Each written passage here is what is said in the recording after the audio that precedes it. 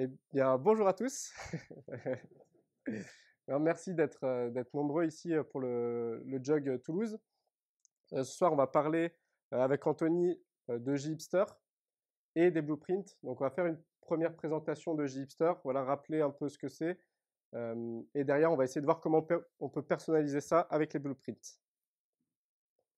Donc, je vais faire quelque chose qui se fait peut-être pas trop. Je vais nous présenter tous les deux en même temps. On travaille tous les deux sur du développement full stack chez Hippon Technologies et on travaille tous les deux sur JHipster. On fait partie de la core team. Donc voilà, vous pouvez nous retrouver à ces contacts là. Je vais parler en quelques mots de Hippon Technologies. Donc c'est une société de conseil qui travaille dans différents domaines, notamment tout ce qui tourne autour du développement, du digital, cloud et data. On a une offre qui s'appelle le Discovery to Delivery. Le but, c'est de prendre en compte un projet vraiment dans l'ensemble, avec la phase de découverte du projet, découverte du besoin, création du produit, pour arriver après jusqu'à l'implémentation du logiciel, jusqu'au hosting de l'application. Donc on existe depuis 17 ans. On est plus de 360 collaborateurs un peu partout dans le monde, notamment sur 4 continents. Donc, et en France, on a, je crois, 7 agences, dont Toulouse. Donc, n'hésitez pas si vous voulez venir parler de Toulouse, enfin de d'Hippon à Toulouse après la conf. Il y a plein de gens d'Hippon. Donc voilà de quoi on va parler ce soir. Donc d'abord, je vais vous faire une petite présentation de JHipster. On va construire tout de suite, on va générer une application. On fera une petite séance de questions-réponses si vous en avez. Et après, après la pause, Anthony vous parlera du sujet sur les blueprints JHipster. Donc JHipster, qu'est-ce que c'est? Déjà, parmi vous, est-ce que vous pouvez lever la main ceux qui en ont déjà entendu parler? Pour me faire une idée, d'accord? Quasiment tout le monde. Est-ce qu'il y en a qui l'ont déjà testé, qui ont déjà essayé de faire des générations d'applications? Ok. Et est-ce qu'il y en a qui sont allés jusqu'en production avec? Quelques-uns? D'accord. Ok, super. Donc JHipster, qu'est-ce que c'est? C'est une plateforme open source qui va nous permettre de générer, développer et déployer des applications web, soit plutôt sous la forme de monolithes, soit plutôt sous le pattern microservices, avoir des applications un petit peu plus distribuées. Donc, qu'est-ce qu'on entend derrière application web? C'est qu'on va avoir un back-end avec Spring et un front-end, on va avoir le choix d'utiliser soit Angular, React ou Vue.js. Le but, en fait, c'est quand vous allez devoir créer une application personnelle ou pour votre entreprise, ce qui va prendre du temps au départ, ça va être le bootstrap de l'application. Refaire un peu ce qu'on fait voilà, à chaque fois dans une application, le service d'authentification, créer les relations entre le front-end et le back-end, les relations avec la base de données, le déploiement, le cloud, etc. Le but là, c'est de simplifier toute cette phase-là pour générer un socle de votre application. Et pourquoi ça a vu le jour? En fait, il y a quelques années, Julien Dubois a créé JHipster pour répondre aux problématiques qu'on avait en 2014. Donc, les personnes qui voulaient voilà, aller sur des sites internet, qu'est-ce qu'ils voulaient? C'était des applications web modernes. Donc, qu'est-ce qu'on entendait par là? C'est un design assez sympa, des pages qui mettent pas 3 secondes à s'afficher et qu'on ait aussi des rafraîchissements de parties de site. Voilà, qu'on soit pas obligé, dès qu'on fait une action, de retourner sur une autre page. Donc pour ça, bien sûr, on va avoir besoin des technologies qui vont bien front-end, donc HTML, CSS et JavaScript. Une partie très importante de JHipster aussi, c'est son focus sur ce qu'on appelle le Developer Experience. Le but, c'est d'apporter les outils et de les configurer pour le développeur pour que ce soit l'expérience la plus intéressante possible pour lui et qu'il puisse améliorer sa productivité. D'accord? Qu'il n'ait pas à attendre à chaque modification de code 1 minute ou 2 minutes avant que l'application possède ces changements. Et donc pour ça, on a besoin des bons outils pour gérer ça. Et ensuite, un aspect aussi très important, c'est la notion de production ready. On parlait tout à l'heure de Devox, où dans les tutos, on va souvent trouver plus des Hello World, des petits bouts de code. Là, la volonté, c'est d'avoir une application qu'on va tout de suite pouvoir mettre en production. Donc avec tout ce qui concerne la partie monitoring, la partie configuration, la partie déploiement, authentification. Et vraiment, ce qui va être important, c'est la dimension tout de suite prêt pour un gros nombre d'utilisateurs simultanés. Donc avec des serveurs qui vont être robustes, scalables, etc. Euh, donc là, on va faire un petit peu l'inventaire de qu'est-ce qu'on peut trouver côté client, côté back-end, côté base de données. Donc ça va juste être quelques exemples.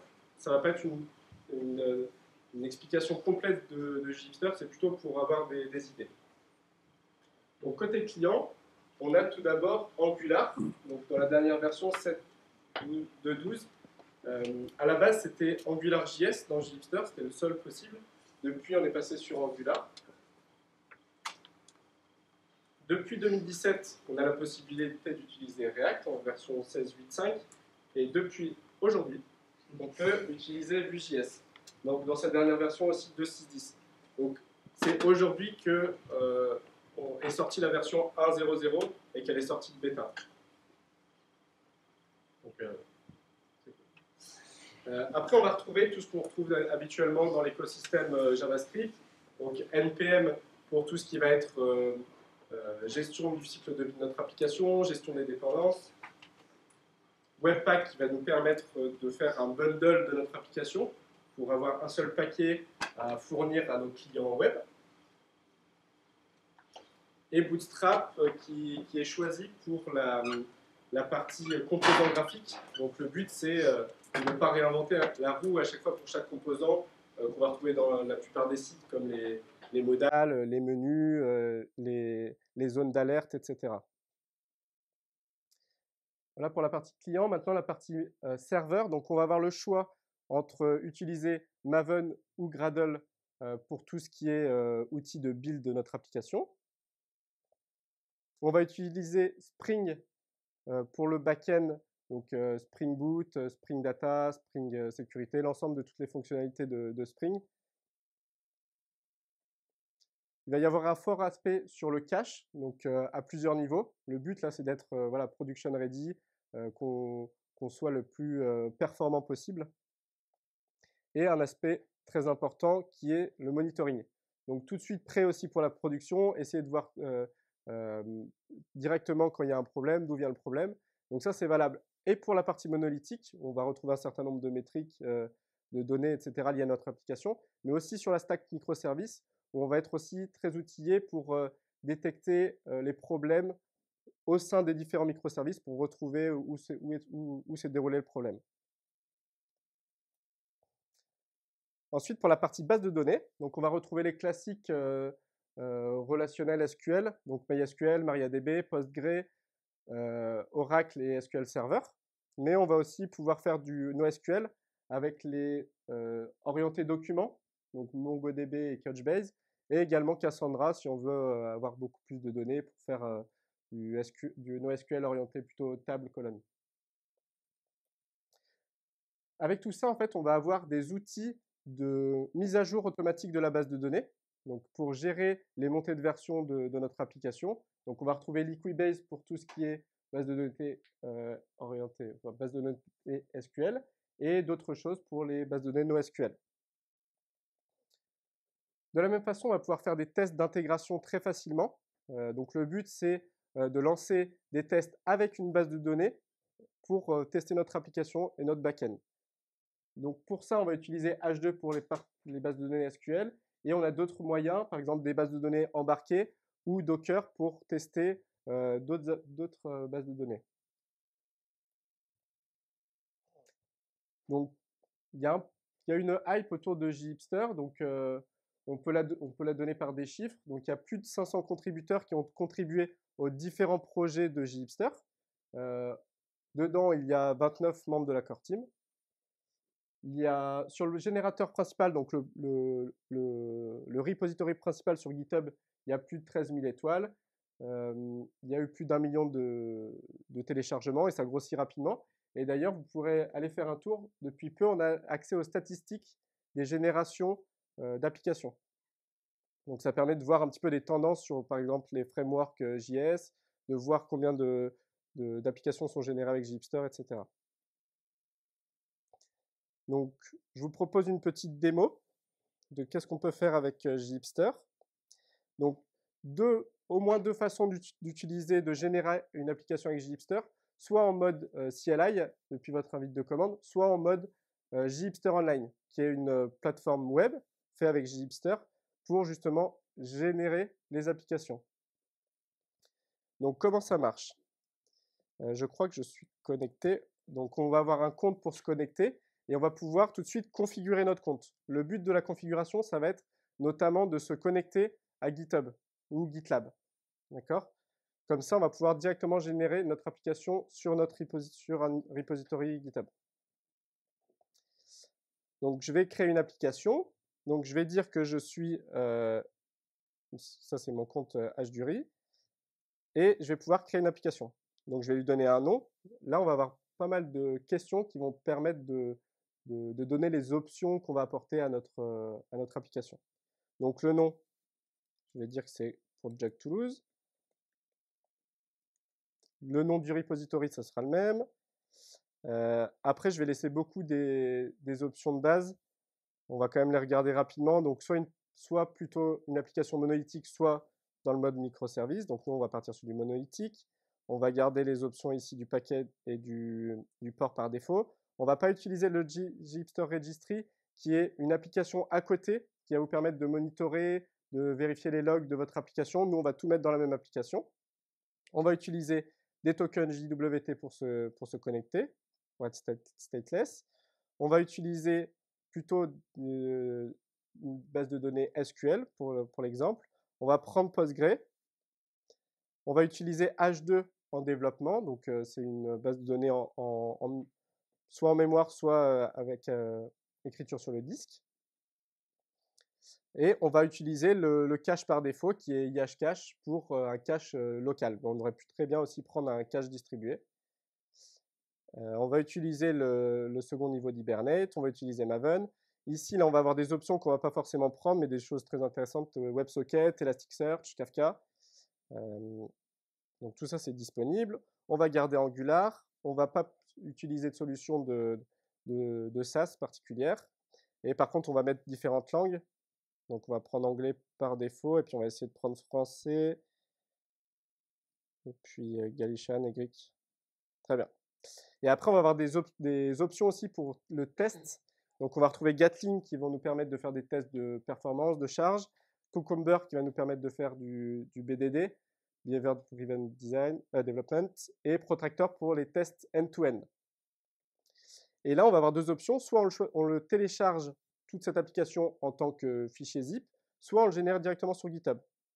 Donc nous, c'est ce qu'on va faire. Donc là, qu'est-ce qu'il va faire? Il va créer le repository sur mon espace et il va générer tous les fichiers qui vont bien, puis pousser sur mon repository. Donc ça va prendre quelques secondes. Une fois qu'on aura ça, je pourrai le récupérer en local. Donc là, on voit que ça a été créé. On voit qu'il y a déjà quelques fichiers sources, notamment tout ce qui va être la configuration de Prettier, d'Angular, de Maven, de Spring, etc.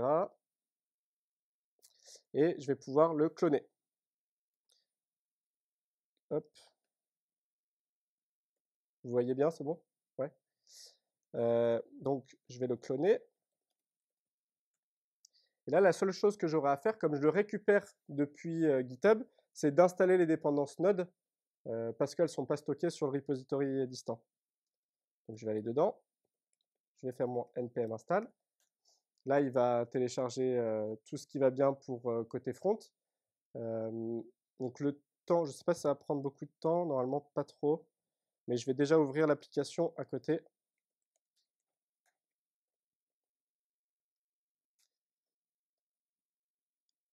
Voilà, donc on est dans l'application Jug Toulouse. Donc on retrouve les mêmes fichiers qu'on avait vus tout à l'heure, sauf qu'il y en a qui sont en train de se créer petit à petit.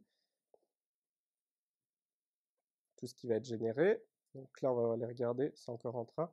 Alors, on va regarder un petit peu le code. Donc, la partie la plus importante, c'est dans SRC.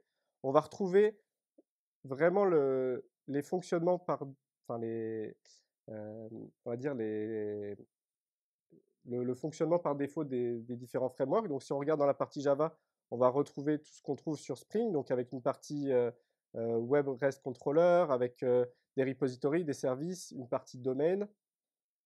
Pareil pour la partie application web, on va la retrouver dans Web App et on va retrouver tout ce qui va bien pour la partie Angular, donc avec les entités. euh, pour l'instant, on n'a pas grand-chose des entités, on verra après plus tard. Et là, ce qu'on va pouvoir faire, c'est démarrer l'application.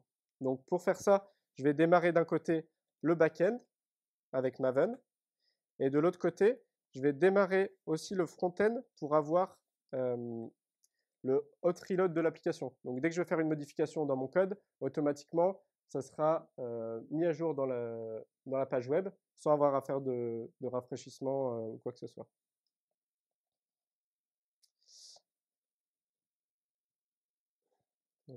Donc voilà, on voit l'application qui est générée avec déjà une partie voilà, home page où on voit qu'on peut déjà s'authentifier. On a deux comptes, admin ou user. Donc c'est ce qu'on va faire. Si elle est bien démarrée aussi le back. Donc on va se connecter ici. Donc, je vais me connecter en admin pour voir les écrans d'administration qu'on va retrouver. Donc ici, là, on va voir plusieurs écrans. Donc un pour gérer les utilisateurs de notre application, un pour vérifier les métriques en live de notre application, donc à la fois sur la JVM, mais aussi sur le cache, sur les statistiques liées au web service, etc.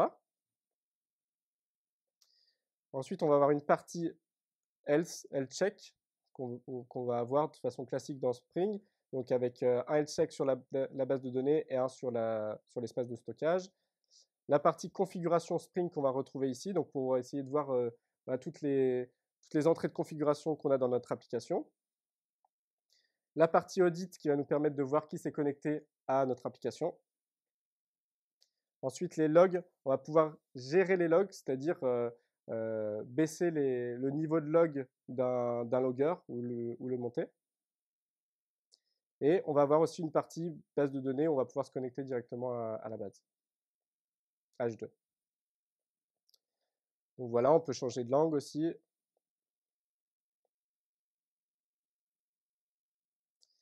On va se remettre en français. Donc voilà, on a une application qui est déjà prête pour commencer à travailler dessus. Donc elle est prête pour la production, mais par contre, qu'est-ce qui manque là? Bah, c'est tout l'aspect business de votre application. Voilà, le code métier et ce pourquoi vous faites votre application. Donc on va pouvoir créer ce qu'on appelle ici des entités. Donc qu'est-ce que c'est? C'est au final, quand vous allez créer une application, imaginons que vous vouliez gérer une bibliothèque, vous avez des bouquins et puis des auteurs.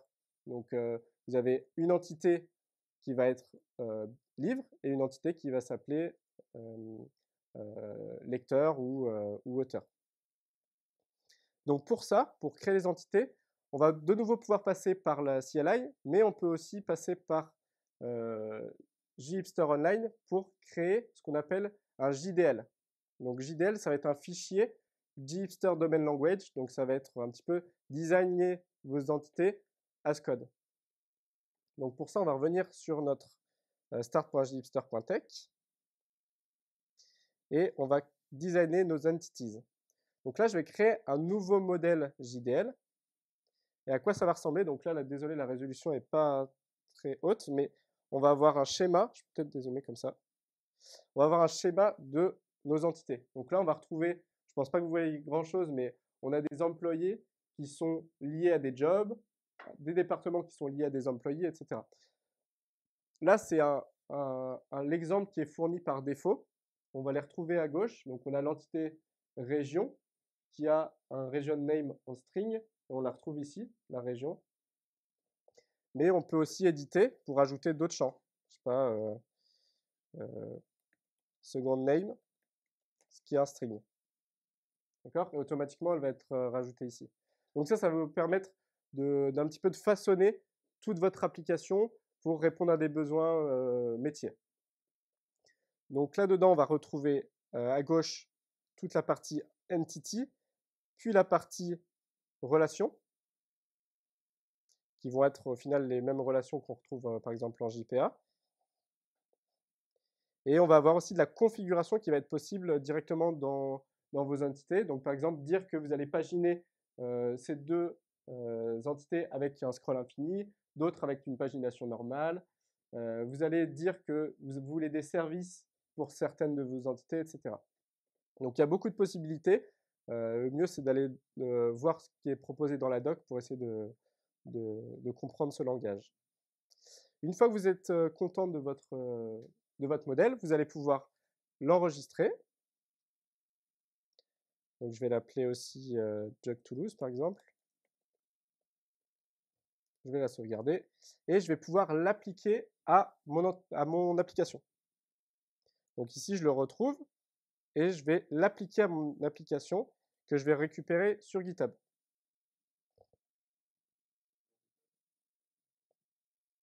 Donc là, je le retrouve ici et je vais lui demander d'appliquer. Donc là, qu'est-ce qu'il va faire? Il va aller créer tous les fichiers qui vont bien pour gérer notre entité. Donc tout ce qui va être l'aspect base de données, l'aspect Java, l'aspect front-end. Et il va me créer une merge request, une pull request directement sur GitHub que je vais pouvoir aller accepter. Voilà, elle se trouve ici. Ici, on voit qu'on a des fichiers qui ont été créés et je vais pouvoir accepter la merge request, la pull request.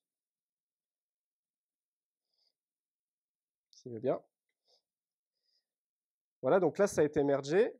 Donc, j'ai mes entités. Maintenant, il suffit de récupérer le projet nouvellement défini. Donc, pour ça, je vais pouvoir faire un git pull standard. Et si on regarde ici, on doit voir apparaître des entities. Donc là, on se trouve toujours dans la partie TypeScript Angular, mais on voit que tout a été créé pour gérer nos entités. Donc, on va aller voir si tout a été récupéré dans notre application en local. Voilà, on retrouve bien nos entities. Donc, sans avoir à faire de hot reload, normalement, ça fonctionne tout bien. Voilà. Donc, ça, c'est des CRUD, en fait, au final, on va pouvoir créer, supprimer, lire nos données. Donc, on voit qu'il y a déjà des données. En fait, ça vient de Faker.js, qui va nous permettre de créer des données un petit peu d'exemple pour qu'on tout de suite on ait des choses à voir dans les écrans, même si ce n'est pas forcément des données très cohérentes au niveau de votre business. Et quand on va éditer, voilà, on va pouvoir sélectionner par exemple des régions. Donc là, on voit que dans la région, c'est l'ID qui est montré, mais on peut très bien le configurer. Si on va dans le job ici, là, on voit qu'on peut lui associer des tasks. Donc là, on voit leur label. Donc voilà pour la partie application. Donc ce que je vais faire, c'est que je vais maintenant essayer de passer en production. Pour ça, je vais utiliser Heroku. Donc, je ne sais pas si vous connaissez, c'est une solution de passe. De passe. Donc pour ça, je vais pouvoir juste dire, je vais quand même arrêter mon application.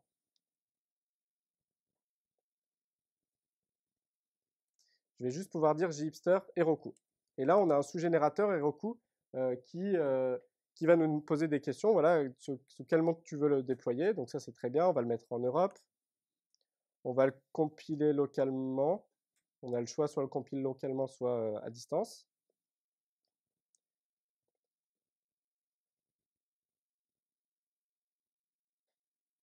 Là, je vais juste tout accepter. OK. Et le temps que ça tourne, on va aller voir un petit peu du code qui a été généré. Donc, on va partir par exemple sur une entité du domaine. On avait quoi? On avait région. Voilà, donc on va retrouver des choses classiques de Java, que c'est une entity, que ça va être une entité qui va être dans le cache, on va avoir une notion d'ID, de colonne, etc. Après, on va retrouver notamment le region controller, resource. Voilà, donc pour faire le request mapping entre voilà, votre URL et vos méthodes définies ici. Voilà, pour faire toutes les opérations de CRUD. Donc ça se lance. Ensuite, on peut regarder, on a beaucoup aussi de choses sur la partie Docker. Là, si on regarde de nouveau ici, src main Docker. Donc, pour que votre application soit déployable facilement, on fournit tout ce qu'il faut pour les images Docker, mais on a aussi également des sous-générateurs qui vont être possibles. Par exemple, les Heroku, mais aussi du Kubernetes, toutes les solutions cloud, type AWS, tout ça. Et je vais juste montrer peut-être rapidement la partie Angular, région TS. On va retrouver aussi le composant Angular, donc classique, c'est du TypeScript, de l'Angular. Dans la dernière version, on va pouvoir avoir aussi toutes les notions du CRUD, donc le requêtage, la modification et toutes ces choses-là. Voilà. Je pense que le temps que ça finisse de s'uploader, on peut peut-être faire la partie questions-réponses si vous en avez. On va repasser ici. Hop. Je sais pas si vous avez des questions. Après, on peut aussi plus tard faire une partie questions-réponses plus tard.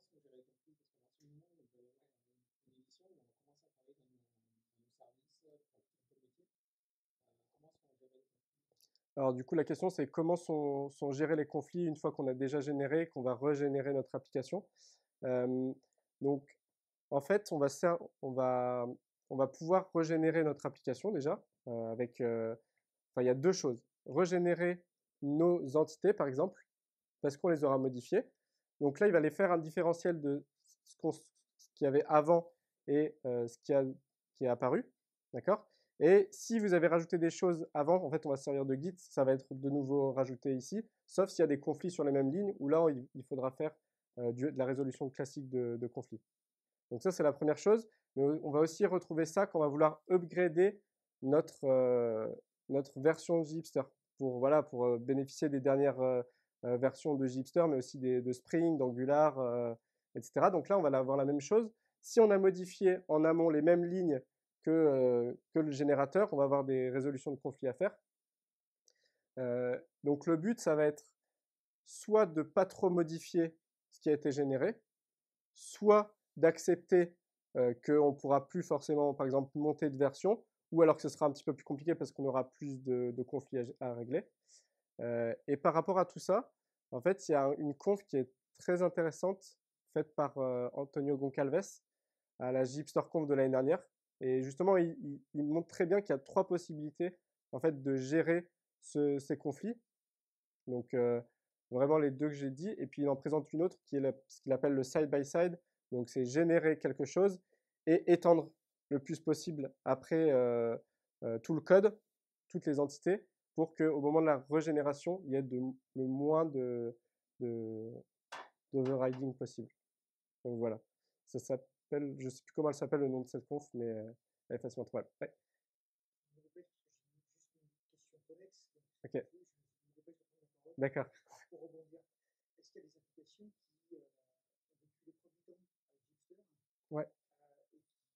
et qui continuent toujours avec Gipster? Est-ce que vous avez des exemples? Ben, moi, chez mon client, là, j'avais une application qui a été générée il y a à peu près un an, donc qui est en toute première version de 5, ça devait être la 5.01. Et en quelques minutes, il y a eu quand même un an de génération, en quelques minutes slash heures peut-être, j'ai pu passer de la 5.01 à la toute dernière version, enfin juste avant que la 6 sorte, mais la 5.8.2, sans trop de difficultés. Mais après, plus on va avoir la génération, plus on va avoir de la modification, plus ça va être compliqué. Et lui, en fait, il explique très bien cette partie pour tous les sites Devox. Parce qu'en fait, ils s'occupent de Devox et justement, ils ont plein d'applications web dans tous les sens et ils ont voulu partir sur Gipster avec cette notion de side-by-side pour que les migrations soient le plus simples possible. Donc voilà, et donc ça fonctionne bien apparemment en Devox.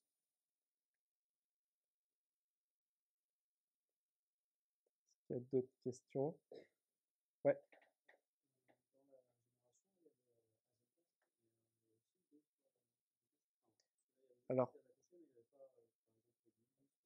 Alors, donc la question c'est quels sont les caches disponibles? Donc il y en a déjà, nous celle qu'on a sélectionnée c'était IHCache, donc plus pour faire du cache local, mais tu vas retrouver Hazelcast pour le cache distribué et Infinispan qui peut aussi servir de cache distribué. Et tu posais la question pour Redis, c'est en cours d'implémentation. Je ne sais pas exactement où ça en est, mais je crois que c'est pas mal avancé. C'est dans la roadmap. Ok. Avec caféine aussi. Avec caféine. Donc c'est dans la roadmap. Après, c'est en cours. Oui. Tout à l'heure, quand tu éditais ton modèle, ouais. tu étais sur l'édition d'entité, donc quelque chose qui est vraiment des bases de données. Tu avais aussi des notions graphiques aussi pour Scroll. Ouais. C'est Infinity Scroll, est-ce qu'il va y avoir un effet que sur la génération de est-ce qu'il y a aussi des effets côté D'accord, donc la question c'est est-ce que la pagination, quand la gère dans le JDL, est-ce qu'elle est portée que par le front-end ou est-ce qu'elle est portée par toute la chaîne back-end et base de données? Donc, ouais. Derrière, c'est cool d'avoir un Infinity Scroll sur mon écran, mais derrière, si je voudrais utiliser autrement un endpoint via une API, est-ce que je suis un peu maquillé avec ça? Donc là, ça va te créer ton entité, ton web service ainsi que tes requêtes de base de données avec la pagination, mais tu vas aussi la retrouver sans pagination, ne serait-ce que pour, tu sais, quand tu as une relation, on va dire, de livre vers auteur, bah, l'entité auteur, par défaut, quand on va la générer, je pense qu'elle ne sera pas paginée parce que sinon, ça veut rien dire de récupérer qu'une partie. Donc après, pour gérer ça, ce sera aux développeurs de modifier un peu ces web services, de choisir la taille des pages. Mais en tout cas, normalement, il y a les deux, je pense, qui sont créés côté back-end et côté front-end, c'est la partie scroll infini. Est-ce qu'il y a d'autres choses ou est-ce qu'on garde pour après? On va juste regarder si notre application tourne. Donc si je l'ouvre, donc là on est bien sur la version de prod. Donc si je me connecte, on va bien retrouver nos entités. Donc là cette fois je me connecte en tant qu'user et je retrouve bien mes entités.